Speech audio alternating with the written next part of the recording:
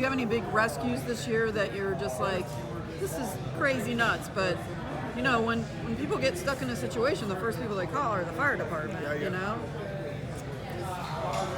He does most of the rest. I do the big ones, I guess, but they're all pretty epic. You know, as an actor, they're epic. But so in the crossover, the Chicago fire element of it leads us to a science lab, and that one, you know, because there's all kinds of things in science labs. So we used green fire, so they used like copper sulfate to make green fireballs, and it was awesome. yeah, It was a little bit sketchy because like, man, I'm breathing copper sulfate.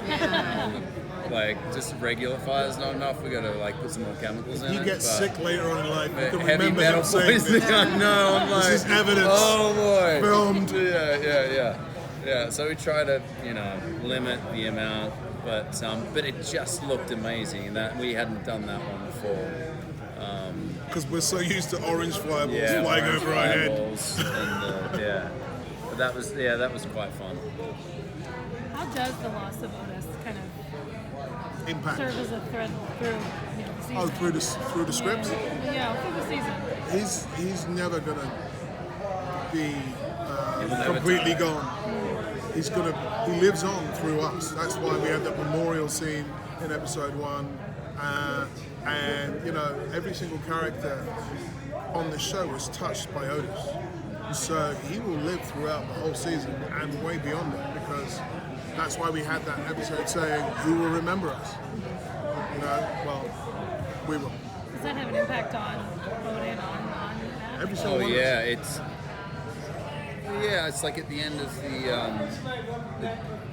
the deposition, I'll call it. I can't remember at the end of that episode. And he's like, you know, I've been clear, but I'll never be clear. It's not a thing when you lose someone on your rig. Even though you weren't necessarily responsible, how could you not, take that on? So that's going to inform the whole season. It's informed the whole show. It's the crux of our show from the very beginning, that the specter of tragedy and death is always just rolling below the surface. The best way to put it, to take on board the responsibility, is as a parent, you know, we're all able to have children and do all the rest of it. How do you imagine that parent feels when a child dies? That parent never recovers. You may live on, you've got other children you need to parent, but you will always remember that child. It's like that. Sorry to make it heavy. I had to get you to make it relate. Really heavy, isn't it? I asked Taylor earlier about the Matt and Casey bromance. I mean, Matt and Kelly bromance. Yeah. And I was just wondering about your feelings about that. I feel a little bit like those two cling together because they work in such dangerous situations all the time, and like nobody else can understand that but someone else that does it.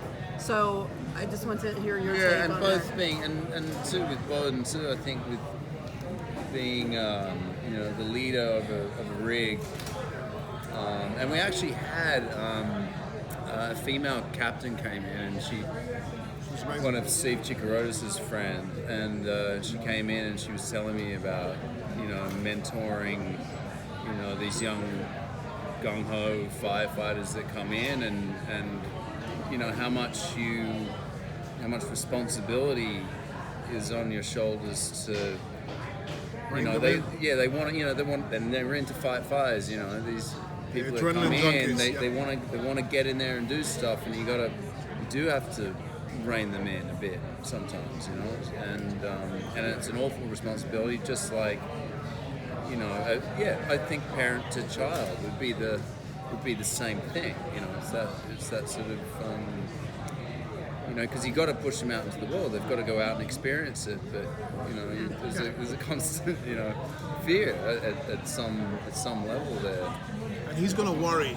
Gallo is going to worry Bowden in particular. And because Bowden's eye is on Gallo, it means that he's going to be hypersensitive to everything he does. So, even when Bowden said "Welcome to the Firehouse," he didn't want to say it.